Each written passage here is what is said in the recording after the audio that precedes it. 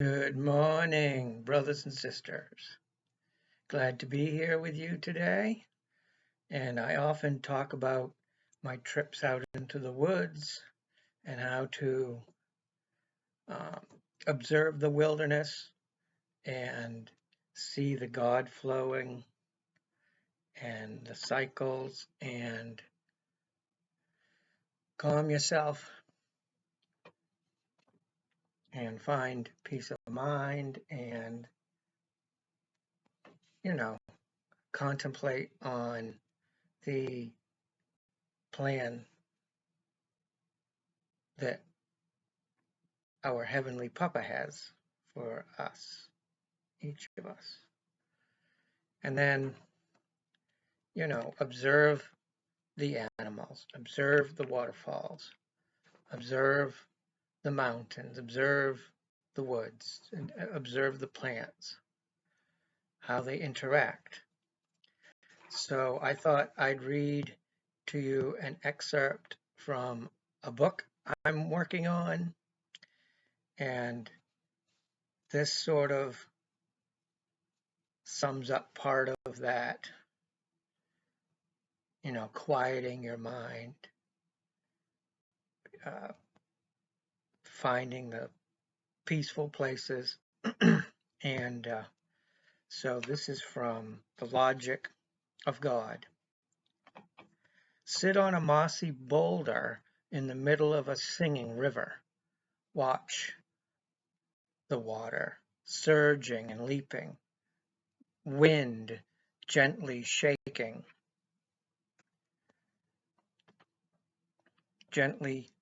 tree branches as birds call out to each other, sometimes warning, sometimes attracting. Just sit quietly and close your eyes. The rhythm of the water forms a soothing song. A bird call or two offers a change in that rhythm, two patterns joining together to create a greater pattern. It is order. It is organized. It is God. If you sit there longer, you will hear your own breathing become a part of the symphony. Let your breathing slow and join the flow of water over rocks, of birdsong through the trees. This is very important to do from time to time. It slows the world pace of man back to the original God pace as He intends it.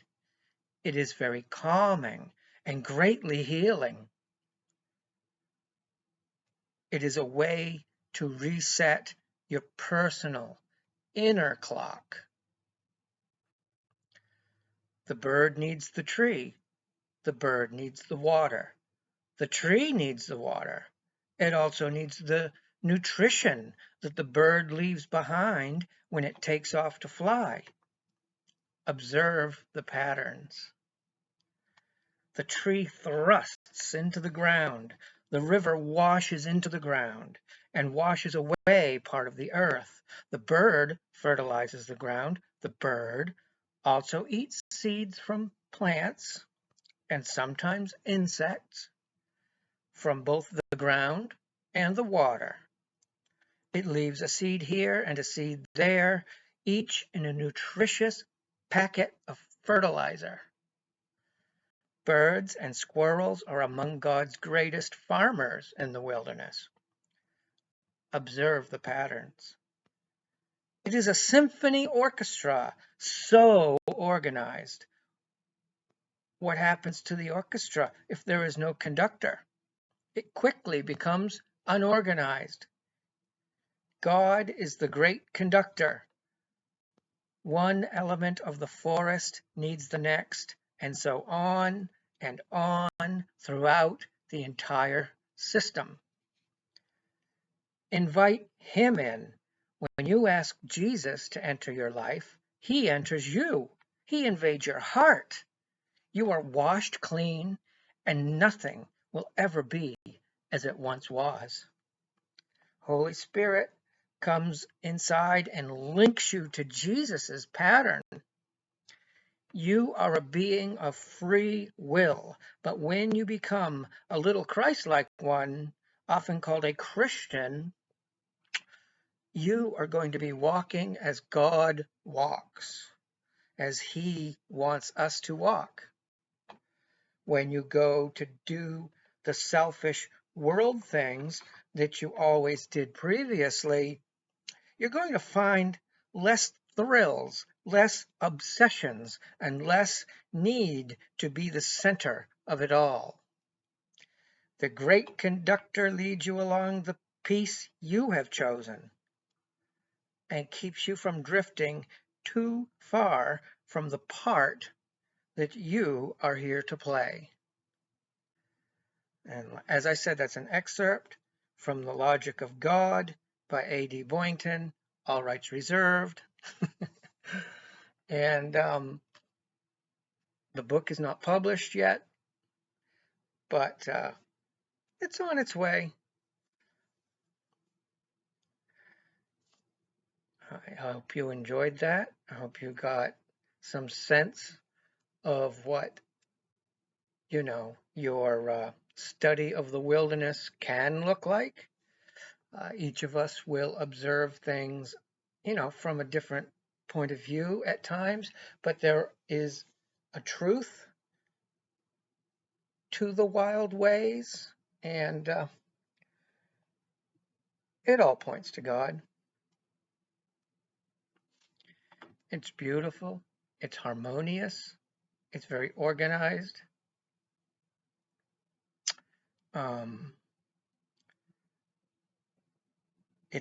It's just astounding how well meshed things are, that everything actually, is either counting on the next thing or helping the next thing, often both at the same time. So much amazing stuff in the soil, between the trees, in even the little plants that are under the trees, how they help each other, how their roots communicate with one another. There's an amazing spirit that connects us to the wilderness and each thing in the wilderness to one another. And that is God, Holy Spirit, Jesus. They're all out there. They're all in here. So if you go out there with the eye to see, you will see. With the ears to hear, you'll hear. And you will speak the truth as well. So, what else can I say? There is such a time to be had. If you can spend a couple weeks, it will really refocus your priorities. It will reset your internal clock. I think it's called circadian rhythms, but why not keep it simple? Internal clock. Do we need fancy words for everything? I don't. Maybe you do. So do some research, look into it. It's true. Even just a few days can start to reset what I call the God rhythm. And it's very healthful, balancing. I think it's the greatest wealth that God has put into this world is the wild places. And I think that's why we've always, gone out to the wild places, that we've protected wild places often near towns and even within towns in the parks. Why there's often a water fountain in a park is the same thing as why waterfalls tend to be places of pilgrimage, holy wells, all the way, to early Christianity and ancient times. And still now, in many communities, there's these places where people tend to gather. If you're on a hiking trail and you stop at a waterfall, chances are people are going to gather around you before too long, even though it felt like you were the only one there. um, People stop at rivers, fast flowing streams. They they sing to us, part of God's symphony. There is um, a book. I'll tell you about a book I read a long time ago. I'm just rereading it now, and it's steering me towards some of the other books. So hang on, I'll show you. Stop. Hang on.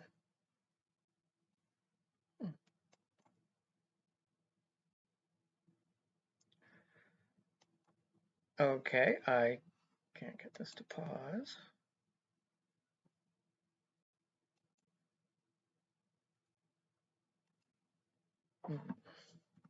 There's foolishness on my computer still. That's okay. Hang on, I'll get it.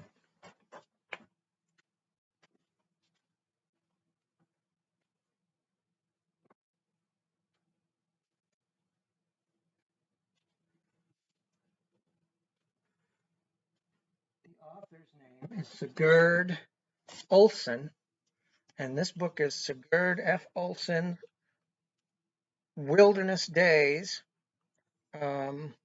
subtitled A Season by Season Selection of the Best Loved Writings of One of America's Best Loved Native Writers. And there's some other books. There's one, let me show you, that he traveled a lot of the back waterways around the Great Lakes in the 50s, 40s, 50s, maybe into the 60s. He was quite popular. Sort of reminds me of On Walden's Pond. He actually has a book about a cabin he stays in way out.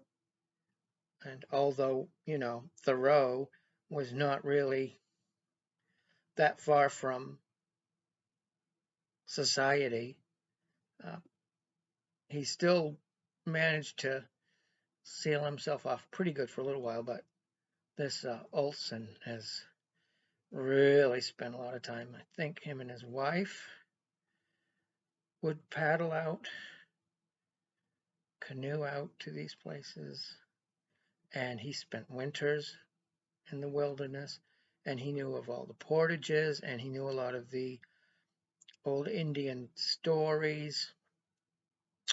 Chippewa tribe, I think, is out that way, and of course a lot of others.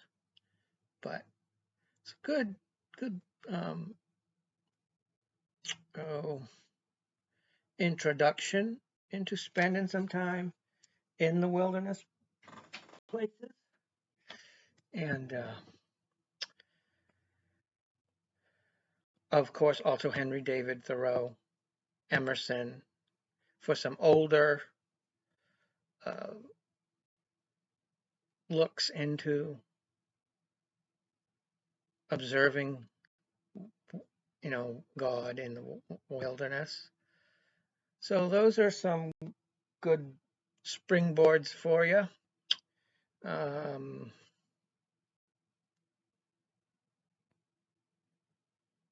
There's also a Celtic recently passed over.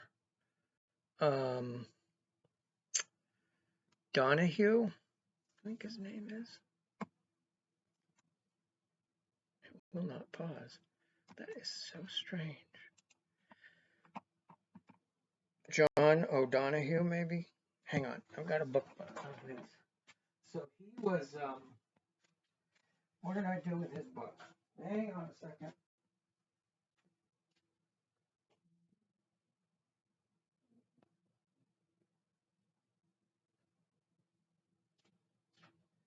He also has a really good set of CDs. He wrote poetry about Celtic wisdom. His name is John O'Donohue. He wrote this book, Anam Cara, a book of Celtic wisdom. And of course, the Celts weave the wilderness into daily life, into spiritual love of God, wrapped into the trees, the winds, the spirit world. So this is a little more esoteric, but still, the Celts had a way. He obviously was Irish. They had a way of incorporating and seeing spirit, wilderness, world, what we call world and spirit, were very much more connected than the way a lot of us in the modern Western world sees it or see it now. So he goes into a lot of the ancient ways that were, but and ties it to how the people incorporated what they observed into their life, and still do to this day. Of course, a lot of Irish, Scottish, Welsh, Western. There's western parts of France. There's northwestern parts of Spain that are Gallic, Celtic, Brittany in France.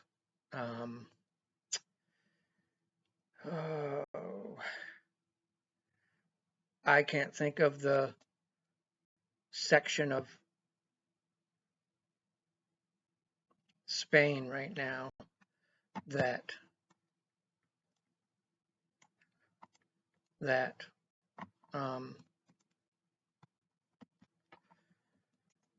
was very Celtic. And so, yeah, that part of Spain, it's just the northern section, it's the most northwest part of Spain, which is north of Portugal, and it's called Galicia. And isn't that interesting? France was called Gaul. One of the names for the Celtic language is Gallic, and Galicia is that province of Spain that is the Celtic part. And they still have, like Bretons in France, they still have a very Celtic style of music that sounds almost like the clog dancing of Nova Scotia. And that's where I was saying that there are roots, there are tendrils of the Celtic traditions that have come into, of course, the Americas. South America, too, had a lot of settlers.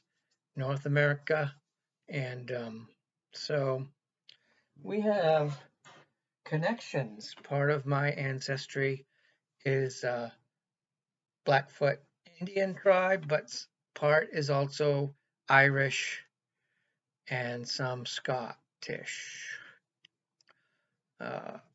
And I spent 2 weeks in Ireland back a ways, which was just amazing. And I spent it in Connemara, which is probably the most Celtic left. It has the largest community of people who still speak Gaelic as their first language, which was almost wiped out because, when the Brits tried to take over, they outlawed Irish music. They outlawed, I mean, this is ridiculous, but they tried dancing and speaking the mother tongue. Don't laugh too hard and don't get too indignant because, the United States and Canada tried to do that to the tribes as well, tried to stamp out their heritage. It's a terrible thing to try to do, and it's ignorance that feeds such a thought process.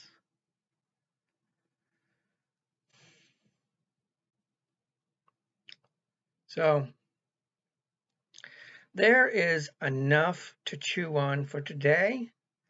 I do hope you enjoyed my thoughts there and that excerpt from The Logic of God. And hopefully, I'll be working on this book to get published. It's not quite finished yet, but I'd like to get it published by, let's be ambitious, this year. Or maybe the beginning of next year. Don't want to go crazy here. There's so much going on. It's so exciting.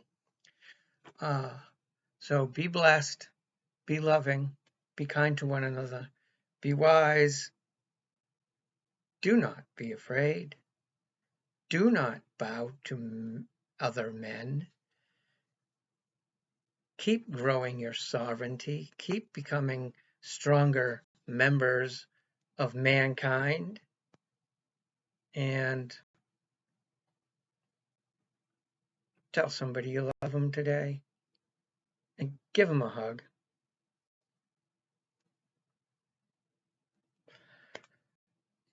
I don't know what else to say. I do appreciate all your support, and I love you so much. And the creator of all things loves each one of us as his favorite child, the apple of his eye. He wants us to be the great, powerful beings that are loving and healing and bold and kind and patient and teaching and learning and all those things that he says you are. You are. You're powerful and beautiful and perfectly made.